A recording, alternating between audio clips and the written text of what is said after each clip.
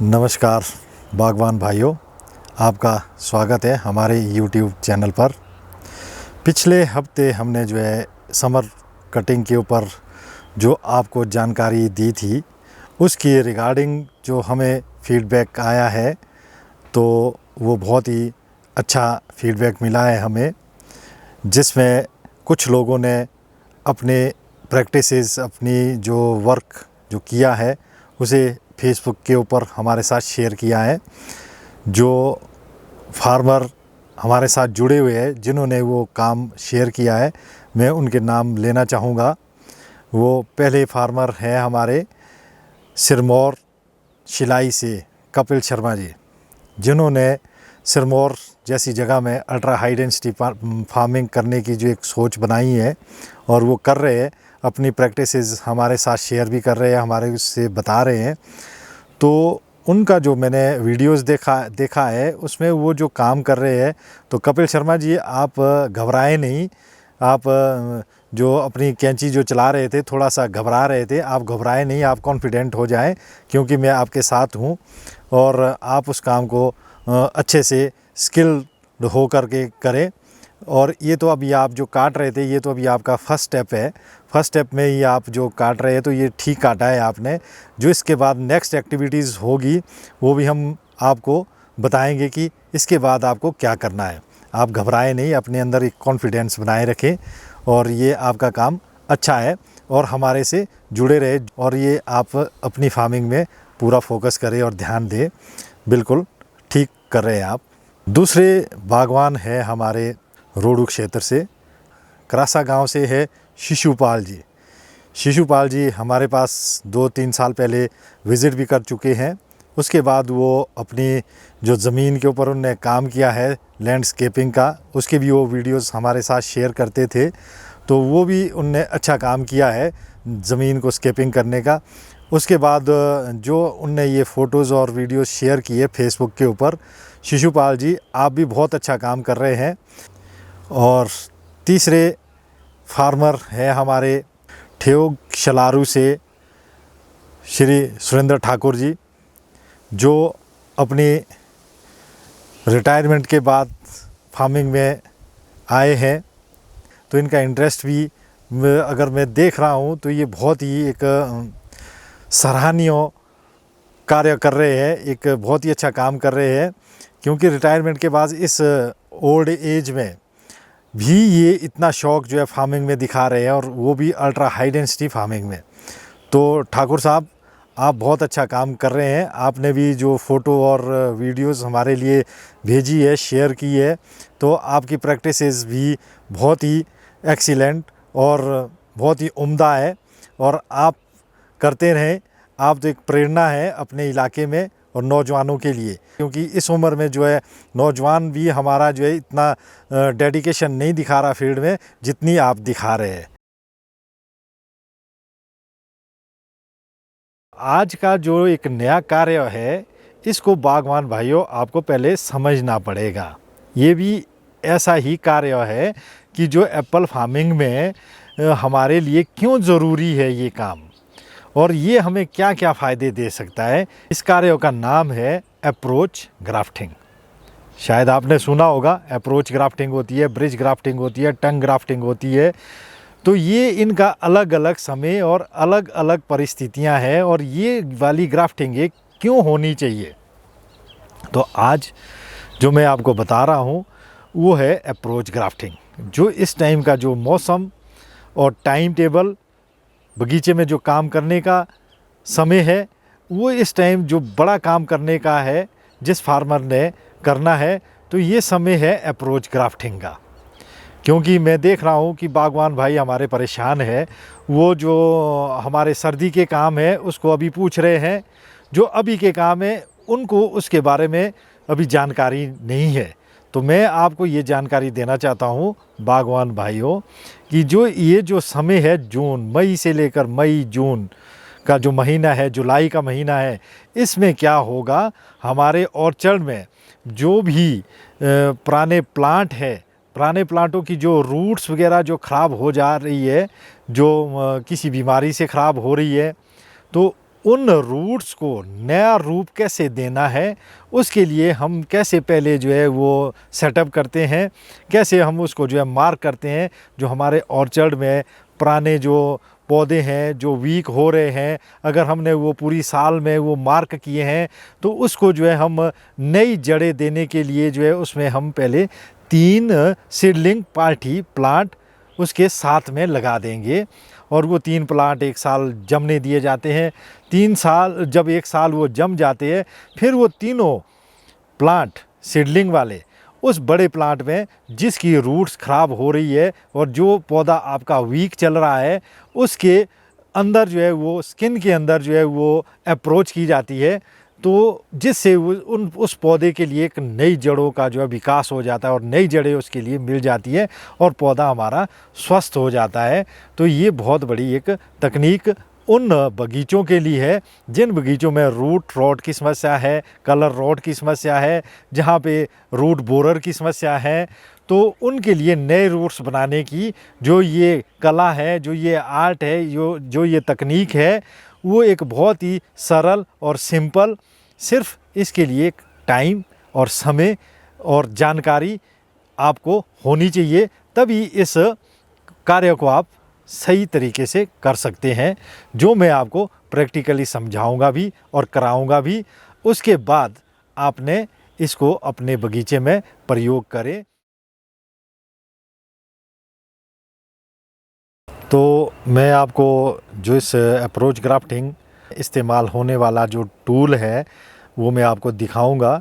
तो वो कोई बड़ा टूल नहीं है, वो छोटी सी 3 चीज़ें हैं जिससे हमारा ये पूरा ऑर्चर्ड मैनेज होता है।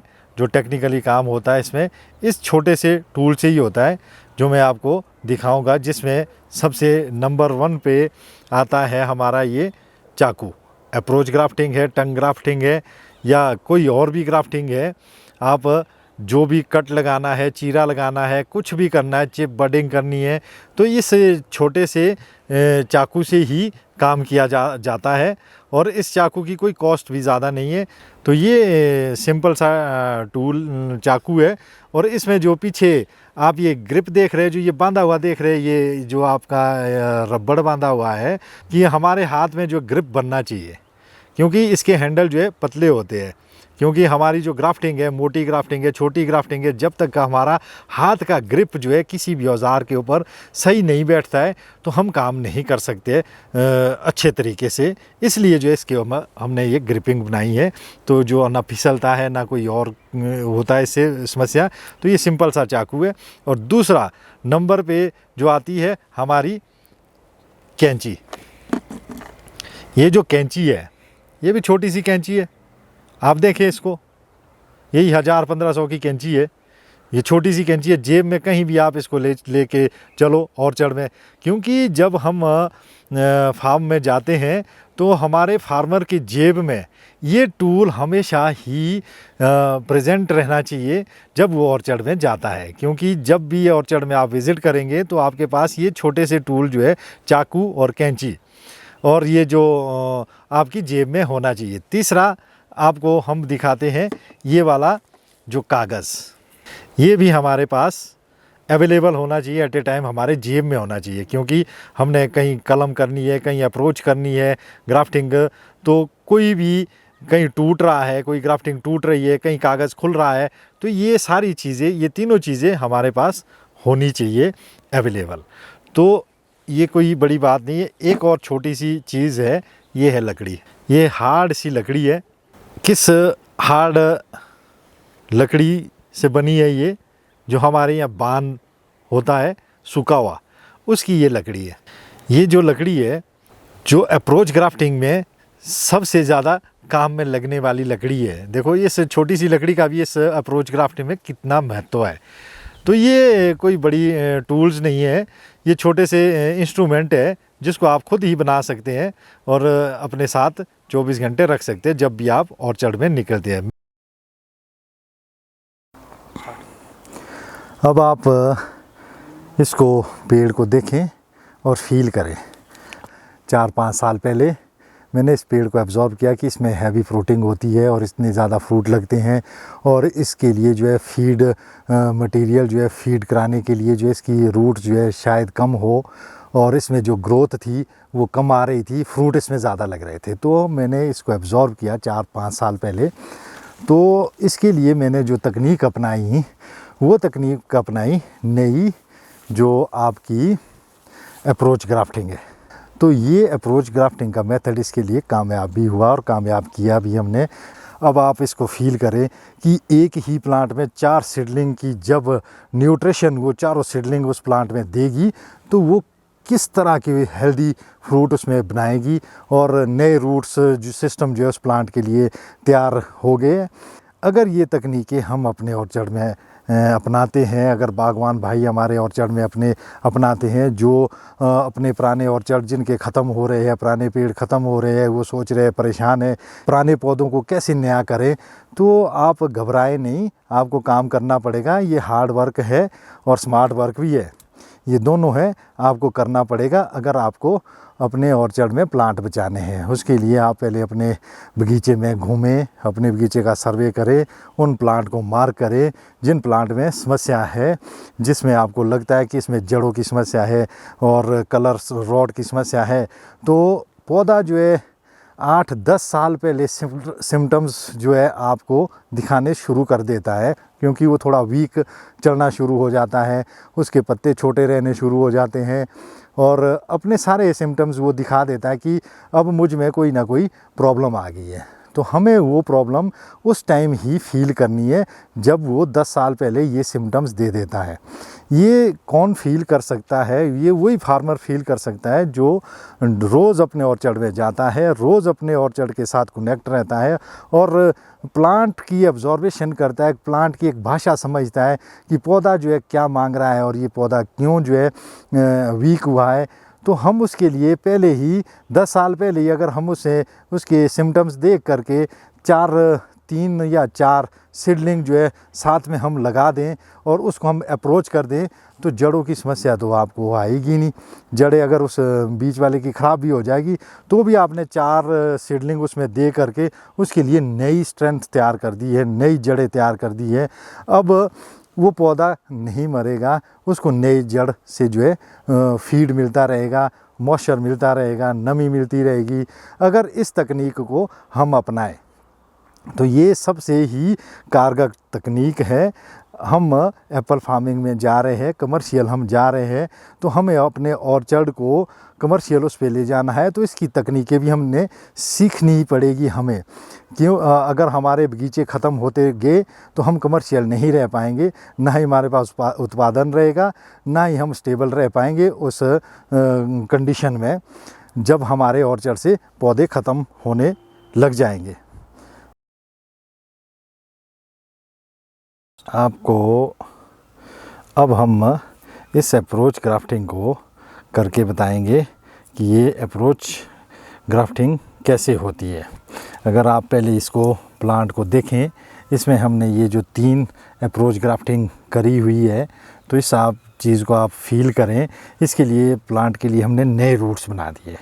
अब नए रूट्स जो है इसके लिए अब ये ग्रो भी करने लगे, कितने मोटे हो गए जब इसमें हमने इसको बाईपास किया है, तो ये कितने अच्छे तरीके से जो है इसमें जुड़ चुके हैं। अगर आप देख सकते हैं तो आपको हम दिखाने की कोशिश करेंगे यहाँ पे। तो ये आप देखें कैसे इसने जो है इसको बिल्कुल इसमें चिपक गई है। अब ये नई जड़ें इसके लिए तैयार हो गई है, कितनी मोटी हो गई है। अब ये जो है आपकी इसमें एक प्लांट में 3 नए रूट्स बन गए हैं। चौथा ये है जो अब हम पिछले साल ये नहीं इसमें अप्रोच हो पाया था, तो इस साल इसको हम इसमें अप्रोच कर रहे हैं। आजकल यही काम बगीचे में मैक्सिमम किया जा रहा है मेरे ऑर्चर्ड में। तो अब आपको हम करके बताएंगे कि ये कैसे इसमें अप्रोच होगी। ये आपको यहाँ हम कट दिखाते हैं। ये इसको आप फील करें, इस तरह सा का कट जो हम लगाएंगे, फिर इस कट को जो है हम ये जो लकड़ी है, मैंने आपको पहले भी दिखाए थे अपने टूल, तो ये लकड़ी जो है इस टाइम इसके लिए काम करेगी। इसको हम आराम से जो है स्किन को उठाना इस लकड़ी के ज़रिए इसको हम थोड़ा उठाने की कोशिश करेंगे, क्योंकि स्किन आजकल बिल्कुल भी नरम होती है और ये आसानी से उठ भी जाती है। अब हम इसमें एक अप्रोच करने के लिए इसको अंदर डालेंगे।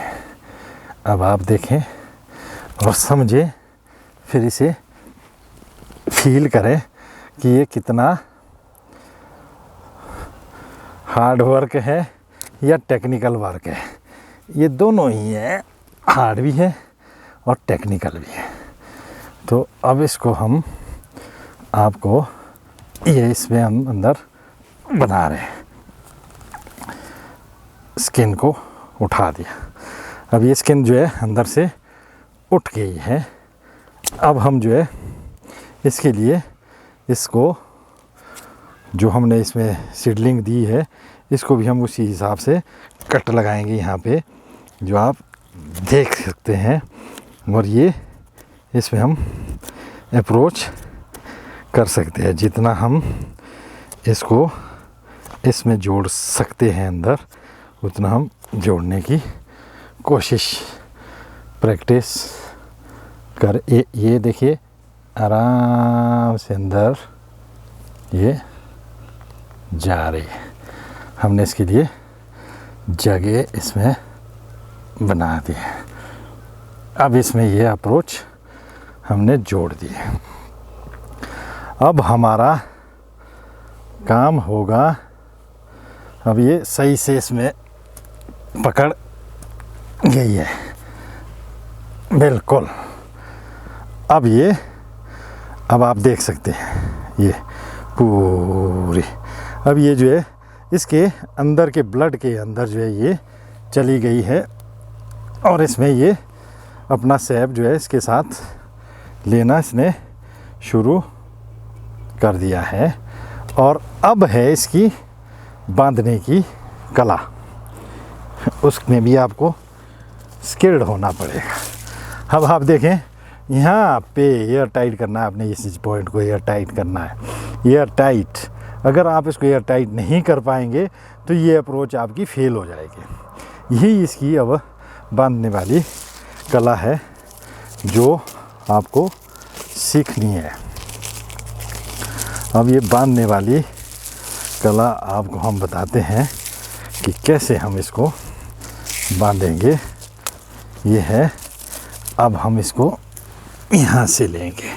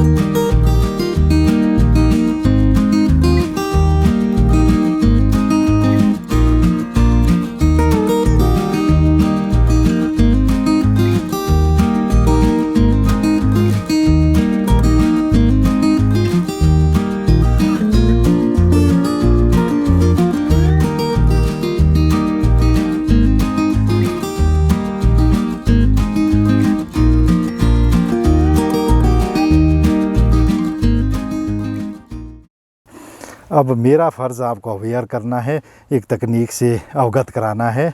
जो मैंने प्रैक्टिकल किए हैं उसको आपको बता भी रहा हूँ, दिखा रहा हूँ, फील भी करवा रहा हूँ कि ये बहुत बड़ा वो वर्क नहीं है। सिर्फ ये रेगुलरिटी का वर्क और सीखने वाली चीज़ें हैं कि अगर आप इसको सही लगन से आप काम करते हैं, सीखते हैं, अपने फार्म में प्रेजेंट रहते हैं, अपनी समस्याओं का समाधान ढूंढने की क्षमता आपके अंदर है, तो ये वाले कोई भी बड़े मुश्किल काम नहीं है। आपको फार्मर बनना पड़ेगा, रियल फार्मर बनना पड़ेगा, रियल। ये जो आपको मैंने आज एक वर्क दिखाया, तो ये वर्क ऐसा वर्क है जो आप आसानी से कर भी सकते हैं। अगर आप इंटरेस्टेड है तो ये बहुत ही आपको फ़ायदा पहुंचाएगा आपके ऑर्चर्ड में, और आपके जो पुराने प्लांट जो ख़राब हो रहे हैं और उनको नया जीवन मिल जाएगा अगर इस तरह से आप जो है काम करते हैं। तो ये प्रैक्टिसेस मैंने आज आपको अप्रोच ग्राफ्टिंग के ऊपर बताई है। इसके लिए जो आपका फ़ीडबैक, जैसे अभी आपने समर प्रूनिंग के ऊपर हमें फ़ीडबैक दिया है, तो इसी तरह अप्रोच ग्राफ्टिंग के ऊपर भी आप फ़ीडबैक दें अपने जो फ़ोटोज़ और वीडियोज़। अगर आप अपने ऑर्चर्ड में इस प्रैक्टिस को करते हैं तो हमें उसके फ़ोटोज़ और वीडियोज़ हमारे फेसबुक अकाउंट पे डालें, और जिससे हम आपकी आउटपुट देख सकें कि शायद कि आप कितना अच्छा कर रहे हैं। धन्यवाद।